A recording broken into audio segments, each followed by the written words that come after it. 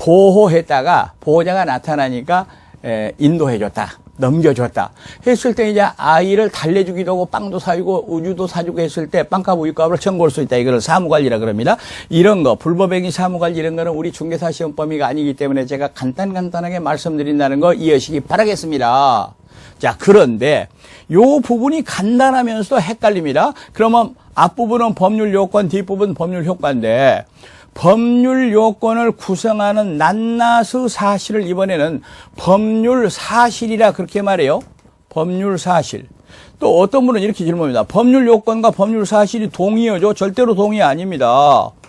그러면 예를 들어서 법률 행위, 예를 들어서 매매가 법률 요건이라면 예를 들어서 너 내 땅을 2억 원에 사가거라 청약이라고 말합니다. 내가 그 땅을 2억 원에 사겠다는 걸 승낙이라고 말합니다. 청약과 승낙 이런 거를 가리켜서 우리는 법률 사실이라 그렇습니다. 다시 법률 요건, 법률 행위, 매매를 구성하는 개개의 낱낱의 사실, 청약과 승낙 이런 걸 법률 사실이라고 말합니다. 여러분 잘 들으세요. 법률 요건에서는 법률 효과가 생깁니다. 그러나 법률 사실에서는 절대로 법률 효과가 안 생겨요. 너 내 2억 원에 내 땅을 사가거라. 청약에서 어떻게 법률 효과가 생기겠습니까? 차이점 잘 보시기 바라겠습니다. 자, 그런데 여러분 강의 첫 시간에 조금 이제 힘든 얘기가 나오는데 이 법률 사실을 좀 분류해 보겠습니다. 그런데 법률 사실 분류가 우리 교재도 표로 나와 있는데 이 표를 보고 처음부터 읽어보시는 분이 있습니다. 아유, 이렇게 많은 내용을 내가 어떻게 암기하냐? 절대로 암기하라는 이야기 아닙니다. 여기서 얘기의 포인트는 법률 사실 중에서 법률 행위 요소인 의사표시에 지금 포커스를 맞춰서 제가 말씀드리겠습니다. 그러나 전체적인 개념 정리를 하고 나서 체계 분류를 해보겠습니다. 지금 법률 사실입니다.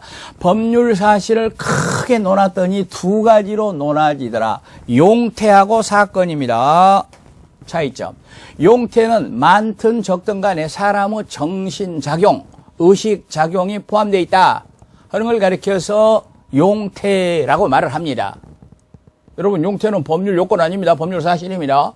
그리고 사람의 정신작용, 의식작용 하고 전혀 상관이 없는 법률 사실을 사건 그렇게 말합니다. 교통사고, 사건, 사고 이런 거 아닙니다. 자, 이렇게 되어 있습니다. 자, 그런데 용태가 다시 외부적 용태하고 내부적 용태가 있어요. 이거는 얼마만큼 밖으로 나타났느냐 하는 얘기가 되겠죠. 그리고 또 외부적, 내부적이죠. 그리고 외부적 용태가 적법행위하고 위법행위가 있습니다. 적법행위는 법에 알맞다 그 말입니다. 법에 알맞아가지고 법에 정하는 요건에 맞아가지고 법률이 정하는 그와 같은 효력이 발생한다 하는 걸 적법행위라 그렇게 말하고 법률하고 맞지 않다. 그래서 효과가 생기는 건데 여기서 후자부터 먼저 말씀드리겠습니다. 앞에 제가 불법행위 이렇게 말했습니다. 여러분 고의나 과실로 위법하게 다른 사람의 권리 침해를 해버렸습니다. 손해배상 해줘야 됩니다. 재산이나 생명, 신체 침해해버렸습니다. 그걸 불법행위가 이제 위법행위 첫 번째고 두 번째 채무불이행도 위법행위가 되겠습니다.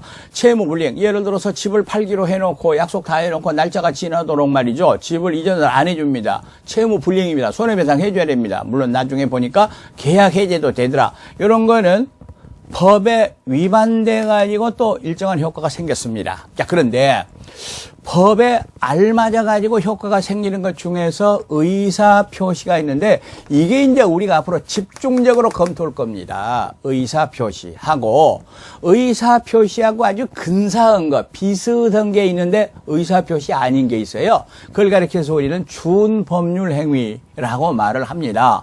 그리고 여기서 말하는 의사 표시는 일정한 법률 효과 발생을 의혹하는 의사, 즉 효과 의사를 외부에 표시한다. 이거는 제2강에서 자세하게 다시 한번 제가 말씀드리겠습니다. 어찌됐든 간에 이게 이제 앞으로 우리가 중점적으로 검토할 내용이 되겠습니다. 자, 그런데 요것하고 비슷한데 편차가 생기는 것에 준법률행위라는 것이 있다. 그 말입니다. 준법률행위라 하는 것이 있습니다.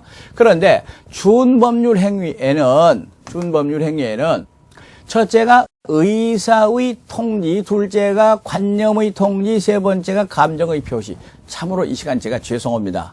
첫 시간인데 이렇게 모르는 말을 막 나열한다. 그런데 그 내용에 들어가기 전에 체계를 먼저 분류해보자는 뜻입니다. 겁먹으면 곤란합니다. 여러분 여기서 예를 들어서 의사의 통제에는 최고 거절과 같은 게 있어요. 다음 단원에서 제가 다시 한번 말씀드리겠습니다만 다음 강좌에서 최고란 말은 뭘 좀 해달라고 자꾸 졸라댄다 그 말입니다. 졸라대는 데 대하여 일정한 법률 효과